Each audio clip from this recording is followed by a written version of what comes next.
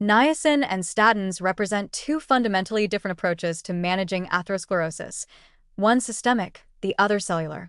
While statins have long been the cornerstone of lipid-lowering therapy due to their potent ability to reduce hepatic cholesterol synthesis and LDL cholesterol levels, their benefits may plateau in certain patients, particularly those with persistent inflammatory or lipid trafficking issues at the cellular level.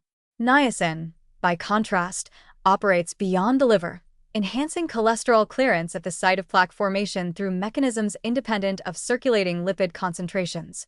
Together, they may offer a more comprehensive and synergistic strategy to reduce atherosclerotic burden and stabilize vulnerable plaques. Statins function by inhibiting HMG-CoA reductase, the rate-limiting enzyme in hepatic cholesterol synthesis. This triggers upregulation of LDL receptors in the liver, leading to increased clearance of LDL from the blood. The reduction in circulating LDL significantly lowers the risk of major cardiovascular events, particularly in high-risk individuals. However, statins primarily address the supply side of cholesterol, not its storage or trafficking inside immune cells, which play a central role in the development of foam cells and plaque instability. Niacin complements this by targeting the intracellular handling of cholesterol in macrophages and other vascular cells.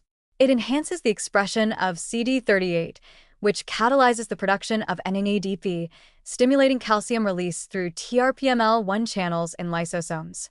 This calcium signal promotes LXRA activation, which in turn drives the expression of NPC1, ABCA1, and ABCG1, key transporters responsible for mobilizing free cholesterol out of lysosomes and exporting it from the cell.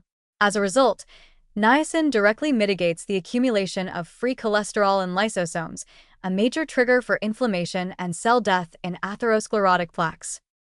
Unlike statins, niacin's effect on atherosclerosis appears not to rely on lowering systemic cholesterol. In experimental models, niacin-treated animals exhibited reduced plaque size, less IL-1 SSET secretion, and decreased macrophage apoptosis despite unchanged plasma lipid levels. This suggests that niacin's anti-atherosclerotic action is localized, targeting the inflammatory and lipid processing dysfunction within the arterial wall, which statins only partially address. Moreover, niacin suppresses inflammation in ways that statins do not. By promoting lysosomal cholesterol efflux, it prevents cholesterol crystal formation and inflammasome activation, a central driver of IL-1 SSET secretion and plaque instability. This anti-inflammatory effect complements statins' limited capacity to modulate immune responses and may be especially valuable in patients with residual inflammatory risk despite achieving target LDL levels.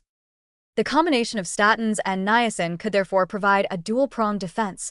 Statins reduce the influx of cholesterol by lowering its synthesis and plasma levels, while niacin improves the intracellular clearance and export of cholesterol already deposited within vascular lesions. This synergy not only reduces the progression of new plaques but also stabilizes existing ones, addressing both the supply and accumulation of cholesterol at different biological levels. While some clinical trials have yielded mixed results regarding the additive cardiovascular benefit of combining niacin with statins, these outcomes likely reflect limitations in trial design, short follow-up periods, or failure to select patients most likely to benefit, such as those with high lipoprotein (A), low HDL, or ongoing inflammation.